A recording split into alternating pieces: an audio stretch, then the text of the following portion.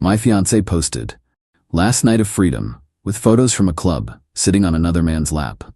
I commented, "First night of freedom, actually." Then I changed my relationship status and tagged her dad. What happened next made local news. I, 29 male, was supposed to be working late Thursday night. My fiancée Brianna, 27, told me she was having a low-key bachelorette with her bridesmaids, just dinner and maybe some wine at her friend Chloe's place. Wedding was in 9 days. Around 11 p.m., I'm wrapping up a project when my phone starts buzzing. Instagram notifications. Brianna posted to her story, "Last night of freedom, bitches." The photo? Her straddling some dude's lap at what was clearly a club, not Chloe's apartment. His hands were on her waist. She was kissing his neck. I sat there staring at my phone for a solid minute. Then more photos rolled in, her grinding on him doing body shots off her bridesmaids cheering them on. The last one, them making out, full ton, his hand up her dress. The caption, "What happens at bachelorette stays at bachelorette." Yeah, except when you post it on social media. I screenshot everything. Then I commented on the last photo, "First night of freedom, actually, wedding's off." Changed my relationship status to single. And here's the kicker. I tagged her dad, Raymond. Why her dad? Because Raymond paid for the entire wedding. $80K.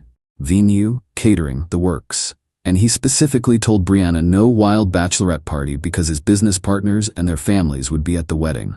Man owns 3 car dealerships and has a reputation to maintain. Within 5 minutes, my phone exploded. Brianna calling, her friends calling, random numbers I didn't recognize.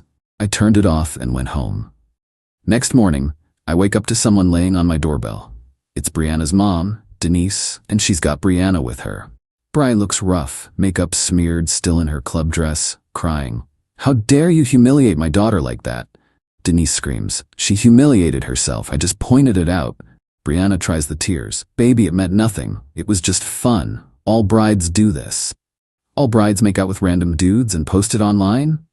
You're overreacting. It was just dancing. I pull up the screenshots on my phone. This is just dancing? Denise actually gasps when she sees the hand up the dress photo. Even she can't defend that. "Delete those right now," Denise demands. "The wedding is in 9 days." "What wedding?" That's when Brianna drops the act. "You already paid for everything. You can't cancel now. Do you know how this will make me look?" There it is. Not "I'm sorry," not "I made a mistake," just worried about how she'll look. That's Raymond's problem, not mine. He paid for it all, remember? You insisted Daddy handle everything. Denise's face goes white. The deposits. Non-refundable. All of them. They left after Denise threatened to sue me for emotional damages. Good luck with that. But here's where it gets insane. 3 hours later, there's a news van outside my apartment. Local news. Apparently, Brianna went straight to Channel 7 with a sob story about how I publicly shamed her and ruined her life over innocent bachelorette party fun. They interviewed her on the noon news. She wore this conservative outfit, no makeup, crying about how I betrayed her trust by weaponizing social media against her. She actually said I was controlling and abusive for not letting her have one night of harmless fun with her girlfriends. The reporter ate it up. The segment was titled, "Groom's Social Media Revenge Goes Too Far?" Yeah, I was the bad guy for calling off my wedding after catching my fiancée with another man's tongue down her throat. Update 1. The news segment backfired spectacularly. See, Brianna forgot one crucial detail. The internet exists. Within hours, someone found her Instagram posts. She deleted them, but screenshots are forever, and posted them in the comments of the news station's Facebook post. The comments were brutal. Harmless fun? She was basically dry humping him. She posted it public and he's wrong for responding? Play stupid games? Channel 7 really ran this without fact-checking? But the best part? The guy from the club saw the news segment. His name is Trent, and he's married. His wife saw the broadcast, recognized him, and went nuclear on their joint Facebook. Trent's wife posted everything. Apparently, Brianna gave him her number. They'd been texting for 2 days. She sent him nudes. He sent pics. She told him she was in an open relationship and her wedding was just for show because her fiancé was rich. Rich? I'm a project manager at a tech company. I do fine, but rich? That's hilarious. Raymond called me that afternoon. First time we'd ever talked one-on-one without Brianna there. Son, I need to know, did she really do what those photos show? I sent him everything. Long silence. Then, I'm pulling the entire wedding fund. Every penny I can get back, I'm taking. The rest, she can figure out. Raymond, you don't have to. Yes, I do. I raised her better than this. Her mother enabled this behavior for too long. I'm done. Later that day, Brianna tried a new approach. She showed up with her bridesmaids, Chloe, Madison, and Jackie. They stood in my hallway like some kind of intervention squad. We need to talk about your toxic masculinity, Chloe starts. My what now? You're punishing Bray for expressing her sexuality, Madison adds. It's 2024. Women are allowed to have fun. She can have all the fun she wants, just not as my fiancé.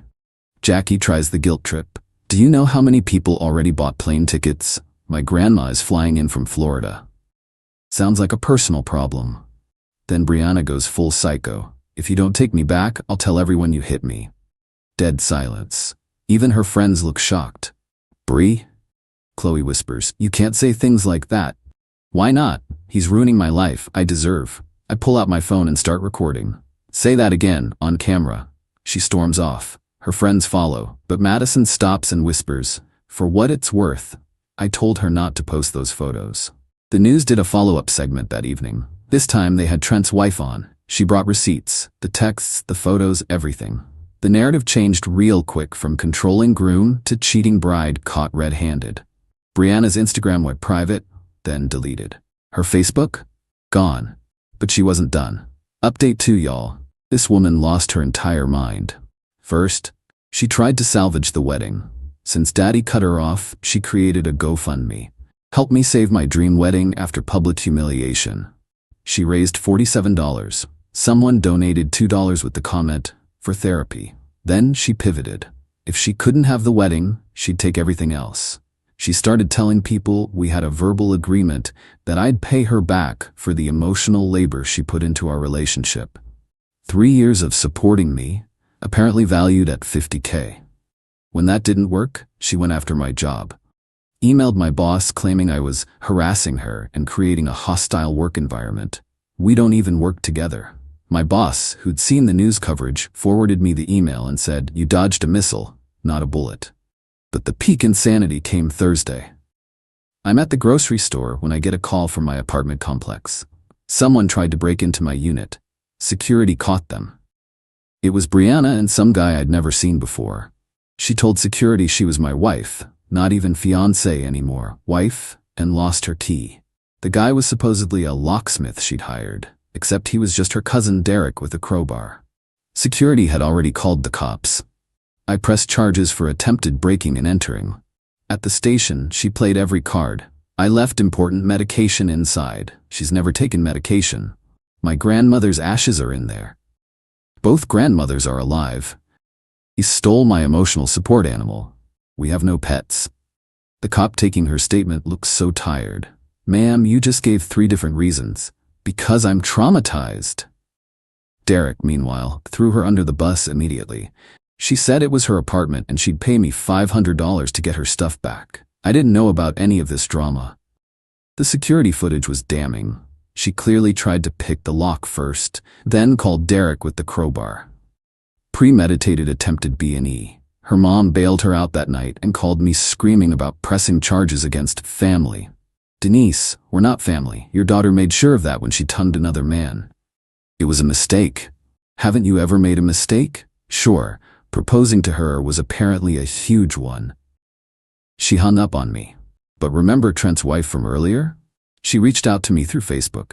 Turns out, Brianna was still texting Trent, even after everything exploded, sending him photos, begging him to leave his wife, saying they were meant to be, and their meeting was fate. Trent's wife was building a harassment case. She asked if I wanted to combine evidence. Absolutely. Then Friday, the day before what would have been our wedding, Brianna made one last play. She showed up at my work, in a wedding dress. The wedding dress. The one that cost $8K that her daddy bought. She stood in our lobby, full veil and everything, crying and begging me to remember our love. Security escorted her out, but not before everyone got photos and videos. Someone set it to sad violin music and it went viral on TikTok. 2.3 million views. The comments were savage. The mascara tears really sell the crazy. This is why we don't ignore red flags. Bro dodged a nuclear warhead. My favorite, imagine being the other dude watching this like. Final update. The wedding day came and went. I spent it at a bar with my boys, watching football and eating wings. Best Saturday I'd had in months. But Brianna? Oh, she had different plans. She showed up at the venue, in her dress, with a photographer. See, she couldn't get any refunds, but the venue was still technically booked. So she decided to have her wedding anyway. Alone. She did a full photo shoot, walking down the aisle, fake cutting the cake, first dance with an invisible groom, the works. The venue staff were so uncomfortable they called Raymond. He showed up and lost his shit. I got a play-by-play from the catering manager who's friends with my buddy. You're embarrassing yourself and our family. I deserve my special day. He stole it from me. He stole it? You couldn't keep your tongue in your mouth for 9 days. She apparently screamed that he never supported her happiness, and this was her truth. Raymond left, but not before telling the venue staff to box up all the food and donate it to the homeless shelter. At least someone benefited. The photographer, who hadn't been paid up front, she assumed Daddy would handle it, left halfway through when he realized no one was paying him. But not before posting some shots on his Instagram with the caption, "Weirdest gig ever. Bride, no groom, still wanted couples photos, I can't make this up." Those went viral too. Brianna holding her own hand, Brianna slow dancing alone, Brianna toasting to nobody. It was tragic and hilarious simultaneously. Court date for the B&E charge was last week. She pled down to attempted trespassing and got 100 hours community service, $2,500 fine. Restraining order keeping her 500 feet away from me and my residence. Her lawyer tried arguing she was having a mental health crisis brought on by public humiliation. Judge wasn't buying it. Your client attempted to break into someone's home with a crowbar. Mental health isn't a free pass for criminal behavior. Trent's wife also got a restraining order. Turns out Brianna had started driving by their house at night. Trent finally came clean to his wife about everything. It wasn't just that one night. They'd hooked up twice before the bachelorette party. Once in his car, once at a motel. The motel had receipts, paid for with a credit card, Brianna's credit card, the one her daddy paid for. Raymond found out when he was going through statements to cancel everything. That was the final straw. Raymond and Denise are getting divorced. 31 years of marriage, done. Denise blamed him for abandoning their daughter. Raymond blamed her for creating a monster. Brianna's now living with her friend Jackie, working at a makeup store. She got fired from her marketing job after the wedding dress work stunt. And according to mutual friends, telling everyone I abused her and ruined her life over nothing. Last week, I got a text from an unknown number. "I'm sorry for everything. I know you'll never forgive me, but I wanted you to know I'm in therapy now. I realize I have a lot of issues to work through. I hope you find happiness." I didn't respond, but I did forward it to my lawyer, just in case. Plot twist though. Madison, one of the bridesmaids, reached out last week, not for Brianna, but to apologize for that hallway ambush.